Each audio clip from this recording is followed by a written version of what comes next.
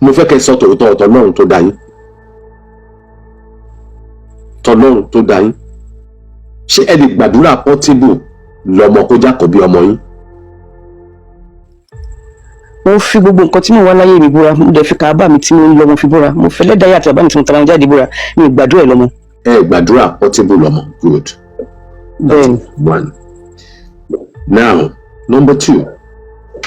Mo ń sọ pa àwọn àṣìṣe táwa Yorùbá. Ọ̀rọ̀ Portable, ibi tí Portable bá ọ̀rọ̀ yìí dé, Portable ó dojú ti so many people tó tún jẹ́ babaláwo àti gbogbo ẹ̀yin church people tẹ́ ní kọ́ lọ wẹ̀wẹ̀ tó di pé Portable wá sórí social media Ifá òun rèé ẹ̀ ṣe òkú fún òun ṣé lòun ṣe gbogbo nǹkan tó ń jẹ́ àṣírí tó jẹ́ pé nǹkan tó yẹ kó pamọ́ ni. Now mo fi wá àtọmọ dé lẹ́nu ìyáàfin, ẹ máa kọ̀ntínú ọ̀rọ̀ yìí, ẹ máa kọ̀ntínú ọ̀rọ̀ yìí. Mo fẹ́ sọ̀rọ̀ kan. Mo rí pé orílẹ̀-èdè Nàìjíríà máa ń fẹ́ kí ìjọba ṣe nǹkan tó bá tọ́. Òun ló ṣẹlẹ̀ sí Portable ní Sango. Gbogbo nǹkan tí Portable ṣe ń bẹ̀ kò believe in government, ilẹ̀ tó rà ó kàn gorí ilẹ̀, ó kàn ṣe gbogbo nǹkan tó wù ń bẹ̀. Good, ó fẹ́ ṣe nǹkan tó dáa but kò ṣe in the right way. Portable fẹ́ ṣe nǹkan tó dáa, ó fẹ́ ní kingdom bíi bàbá wa Fẹlá Aníkúlápó Kútì but Portable ò ṣe in the right way. Ó kàn fi ìpè òun jẹ́ Portable, ó kàn rí pé nonsense tóun ṣe, nonsense yẹn ń fẹ́ ẹ̀ṣẹ̀ lówó, kò wá package nonsense yẹn wẹ̀, ó wá go to social media bó ṣe máa ń bú gbogbo èèyàn tó máa mess àwọn èèyàn tó kàn máa ta, ó wá fẹ́ ta síjọba bẹ́ẹ̀, wọ́n wá mess ẹ̀ up, ó wá ń sunkún. Mo wá béèrè kan pé inú gbogbo ẹ̀yin tẹ́ ń wò mí lálẹ́ yìí mélòó ní yín ló lè gbàdúrà pé kí Portable jákọ̀bí ọmọ òun, pé àkọ́bí ọmọ tẹ́ ẹ bá bí o bẹ́ẹ̀ ṣe fẹ́ kó máa ṣe rè. Nígbà tẹ́ bá lóyún yẹn sínú, ṣérú irú ọmọ bíi Portable ló máa ń gbàdúrà pé kẹ́ ẹ bí ilé ayé yín. Àkọ́kọ́ wọ́n ti show Portable bí tí wọ́n ti já sí hòhò ní hòhò tòkótòkó díẹ̀. Portable náà ló wá jẹ́ kí ló jẹ́ ó wá nǹkan orí tó tún jẹ́ ká mọ̀ pé kò sí tó lè fògùn ṣe, ògùn ṣólòmù ṣe, òun ṣólòmù ṣe, òun ṣẹ́ṣó ni òun ṣẹ́ṣó, and he came out started showing all this. After that ó kó àwọn babaláwo sí wàhálà, gbogbo àwọn babaláwo wá padà wá sórí TikTok, gbogbo tó wá jẹ́ nǹkan àṣírí ẹ wá tó fẹ́ hàn because ṣe níbi tó burú dé tóyìnbó mi ìbáda yín mọ̀ pé ẹ̀yin lẹ mọ̀ bẹ́ẹ̀ tẹ́ ẹ fẹ́ pa ẹran kan jọ kan wọ́n lè sùn yín. Gbogbo tó jẹ́ ìṣẹ̀ṣe tó yẹ ká tọ́jú pamọ́, gbogbo ẹ̀yin onífá mo bẹ̀ yín lálẹ́ yìí. Mama Ìyáàfin Nike Peller ẹ jáwọ́. Yes sir. Ìjáwọ́ àwọn èèyàn wa wọ́n máa ń fẹ́ kí ìjọba ṣojú ṣe wọn ṣá. Now one, mo ti rí àwọn kan actress kan tó jáde tó ń bẹ̀ fún Portable. Ṣé Portable deserve ẹni tó yẹ kí anybody jáde fún kọ́ máa plead fún láfíà tó jẹ́ pé àwọn èèyàn ìpínlẹ̀ Ògùn ti wá bá ẹnu wọn, ọlọ́pàá wá kó wọ́n ti wá bá wọ́n fún ẹ ní notification pé wá o ilẹ̀ tó wà níbi tó kọ̀ọ̀kan sí yìí ó rọ̀ǹdù gbogbo nǹkan tó ṣe síbí yìí, it is an animal thank you, gbogbo nǹkan tó ṣe síbí yìí ó rọ̀ǹdù. Ṣó yẹ ká rí èèyàn kan láti jáde sọ pé ẹ jẹ́ ká fi ilẹ̀ o ẹ ṣe àníwá Portable kìíní kan pẹ̀lú gbogbo rádaràdá rédèrèdè tó ń ṣe lórílẹ̀‐èdè Nàìjíríà tó mọ̀ pé ìwà tí ò dá làwọn wù tó dẹ̀ fi ń pawó sápò ara wọn tó fi ń sọ àwọn tí wọ́n mọṣẹ́ ṣe tí wọ́n fi jẹ́ nǹkan kan tó jáwọ́ tó kàn ń ṣe bíi tọ́ọ̀gì bíi ọmọ àlè kiri lọ́kàn náà ń pawó kiri. Good, ṣó yẹ kárí èèyàn kan tó máa jáde wá láti sọ pé kọ́ dáríjì Portable. Ẹ ṣe olóòtú, I've said it all pé number one wọ́n ní tá a bá ń tọrọ ọmọ ká máa là á. Yorùbá ní tá a bá ń tọrọ ọmọ kí a máa là á. Ṣẹ́rí, I want people to understand one thing. Ẹni tó bá bímọ ọmọ ló máa sín, ẹni tí ò bí ọmọ ló máa sín. Ẹ lè rúkọ anybody lójú títì, wọn ò tiẹ̀ torí nǹkan kan gbé kú wọn torí òórùn wọn á daṣọ àṣírí bò wọn á sín. How much more?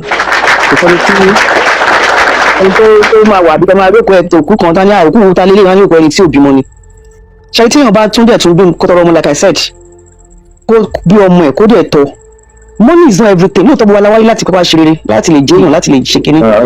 Some things we have a love. Ẹ gbogbo àwọn míì náà tẹ́ pé wọn ò ṣe àwọn yàrá bí àyè náà. Tó dẹ̀ ń catch owó wọn, tó ń catch cruise wọn, tó dẹ̀ ń move on. ṣe understand tí ìbá ní kí n fi ọmọ wé mọ á lù kan pa then ṣé ìwọ tó ń pè ní Portable tẹ́ pé kò sí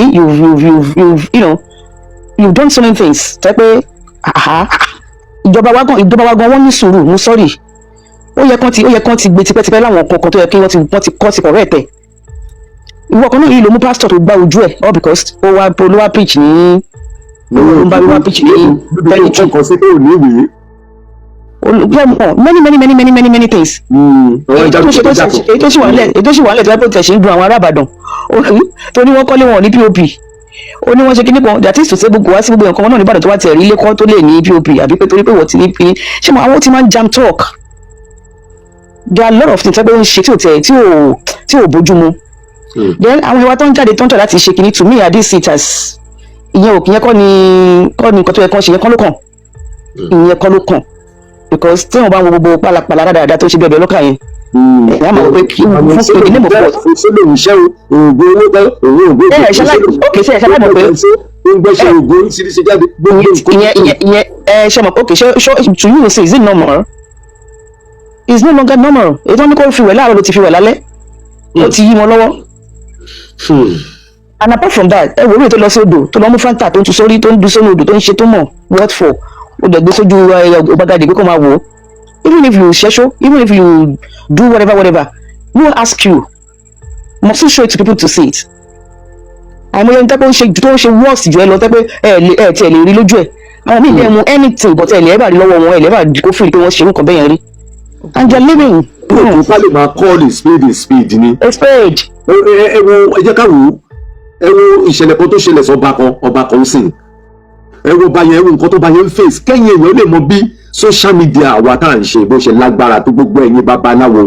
ó lágbára o ìgbà babaláwo tó ń ṣe gbogbo orúkọ bẹ́ẹ̀ yẹ kó máa lọ ṣe àwọn ni I'm telling you. tẹ́ ń gbé oríṣiríṣi nǹkan wá tẹ́ nǹkan tẹ́ ń ṣe ní kọ̀ọ̀rọ̀ ní yín tẹ́ ń gbé wá sórí social media ẹ má bà ìṣẹ̀ṣe orílẹ̀-èdè Yorùbá jẹ́. wọ́n ní some girls advice hook up on TikTok. yes mo ti sọ yẹn but káti ẹ̀kọ́ focus lórí gbogbo ẹ̀yin oníṣègùn torí arapa ìṣègùn tẹ́ ń ṣe òun ló fún Portable ní influence láti máa ṣe wọ́nranwọ̀nran. tó kò wá ti yí lórí báyìí.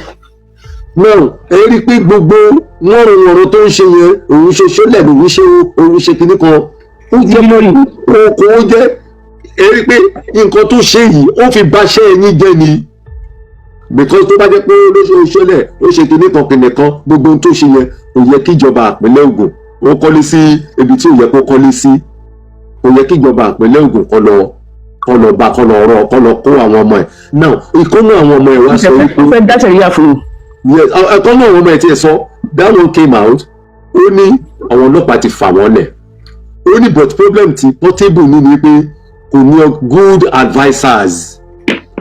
ó ní ṣùgbọ́n owó tó ní yẹ gan-an ó sì bí pé òun ti arrive. ó ní good advisers rárá boy àwọn náà wọn boy tí wọ́n kó ó ní the problem we have is we don't have good advisers. ó ní kò sí ẹnì kankan tó ń ṣaṣojú Portable kò sí ẹnì kankan tó ń dúró tó. MC okay let's face the àdálẹ̀ yìí náà rí tí ó máa dúró ti Portable tí Portable dé òní ṣí díẹ̀ síta tó bá dijọ́ tó bá jàjà ṣe nǹkan tí ò dáa kò sí èèyàn tó yẹ ẹni tó gbé owó gidi gan lẹ̀ fún gan tó gbé millions of kini ó expose ẹ̀ so who is ready tó máa sọ pé òun láyà pé òun ló fẹ́ jẹ́ advice tó ní expose ẹ̀. nínú ẹ̀yin obìnrin lálẹ́ yìí ẹ yọ bí Portable ṣe ń ṣe tẹ́ ẹ gbàdúrà pé kí Portable jákọ̀bí ọmọ yín tabalẹ́ni tó lè fi jẹ́ta bí mo ṣe fẹ́ ká kọ̀ bí ọmọ mi ṣe máa rí rèé ẹ ṣe jáde ẹ bá rí pé ẹ Portable because ó dàbí pa ti fi owó ṣe lóru wa ní Nàìjíríà. Everything is money. Now let me tell you something. Ṣé ẹ rí ibi tí ọ̀rọ̀ owó dé lórílẹ̀‐èdè Nàìjíríà ẹ rí pé ọ̀rọ̀ olówó kan wọn kò sí yìí lára wọn mọ́. Bẹ́ẹ̀ni. Nítorí tó bá lówó sí if care is not taken wọ́n máa yẹ̀yẹ́ nítorí gbogbo nǹkan tá a ti rí lórí social media wọn náà àwọn olóògùn owó àwọn gbọ́mọgbọ́mọ àwọn kidnappers. Yes. Are you getting my point? What we are saying in essence ni pé ní ṣẹ̀ṣẹ̀ ò sí. If Christian and Muslim can come out and brag of their religion why can't oníṣẹ̀ṣe also gba no ní kó má ṣe ní kí oníṣẹ̀ṣe má ṣe o ẹ má get wa wrong o but n tá n pè ní ṣẹ̀ṣe ó kọjá nǹkan tí àwọn Kristẹni àti Mùsùlùmí tó gbé dání lọ ó kọjá ẹ̀ Ọlọ́run fún Yorùbá láṣìírí òun ló jẹ́ ṣẹ̀ṣe àṣírí ni so tó bá dẹ̀ pé láṣìírí ní èrò pé ó jẹ́ nǹkan tá a gbọ́dọ̀ máa wá síta ká máa ṣe gbogbo nǹkan okay it's lack wisdom. I love him so much but he needs to be more careful. Let us see what Portable is doing. Is Portable doing it right? Is he the only first artist? Ṣé ló máa jẹ́ first artist tó máa kọ́ perform tó máa gorí oníkan tó máa fò sóhun tó bá ti dàrú ọjọ́ kejì ìyàwó Aláàfin mo fẹ́ dọ́gba mo kan and people think is relevant now is just small thing. He started crying pé kọjọ kí ló dé tí Portable lọ bí ìjọba orí ìpínlẹ̀ ìjọba tó níbi tó ìjọba territory tó wà àwọn kan wá dìde àti pé ẹ̀rù máa ń bà mí gbogbo ẹ̀yin tẹ́ ń gbọ́ mi lálẹ́ at times ìjọba fẹ́ ṣe right thing ẹ jẹ́ ká ṣe nǹkan kan ẹ jẹ́ ká kọ́ bára wa sọ̀tọ̀ ọ̀rọ̀ nù ṣáwa àwa ọmọ Nàìjíríà gan a máa ń fẹ́ kí ìjọba orílẹ̀-èdè Nàìjíríà ṣe the right thing for example wọ́n ṣe ọjà fún wa Ọlámíkẹ́ wọ́n ṣe ọjà fún wa wọ́n wá sọ fún wa ní pé ọjà yẹn ká máa clean gutter yẹn every time àwọn wọléwọlé wá wọ́n wá rínú ọjà wọ́n wá rínú gutter yẹn ó wá ti dọ̀tí omi wà nú ẹ̀ gbogbo ẹ̀ wá dá wọ́n wá sọ fún wa pé wọ́n bọ̀ wá kó gbogbo àwọn tó wà lọ́jà nítorí pé wọ́n ṣe the right thing are you getting me? Àwa kan àwa dé àwa máa bẹ̀ ẹ má ṣe jọ ẹ forgive wọn ṣó yẹ kó forgive irú nǹkan bẹ́ẹ̀ yẹn is it not the right thing to for them to pay the right fine? Kí ló dé táwọn ọmọ Nàìjíríà máa fẹ́ kí ìjọba ṣe the right thing? Now wọ́n lọ sí ọ̀dọ̀ Portable bar àwọn kan dìde wọ́n ní ẹ lè wo bẹ́ẹ̀ yẹn tó right ṣá because I don't know. Kọ́ lọ kọ́ wọn ní nǹkan tí gọ́ọ̀mẹ̀ntì máa bá ń ṣe kọ́ lọ kọ́ wọn àwọn tó ń sọ̀rọ̀ bẹ́ẹ̀ yẹn kọ́ lọ síbẹ̀ kọ́ lọ sọ fún ìjọba. wọ́n ti mú bọ̀ yẹn sì time tí ìjọba dé instead kẹ́ solicit fún kẹ́ bẹ̀rẹ̀ àwọn Portable máa gbà Portable ò ní gbà fún wọn Portable ò ní gbà fún wọn láíláí ó máa jẹjú wọn from all these things Portable máa jẹjú wọn ṣó ti rójú ìjọba ìpínlẹ̀ Ògùn jẹ and for example for people tó ń dárúkọ ọmọọba Dàpọ̀ Abíọ́dún ọmọọba Dàpọ̀ Abíọ́dún has not any involvement in gbogbo tó ṣẹlẹ̀ sí Portable it's just planning kí ló ti ń pọ̀ wọ́n planning set up Ogun State house and planning lásán àwọn ni wọ́n dé pẹ̀lú ẹ̀. We should be very careful when we mention our governors' names our presidents'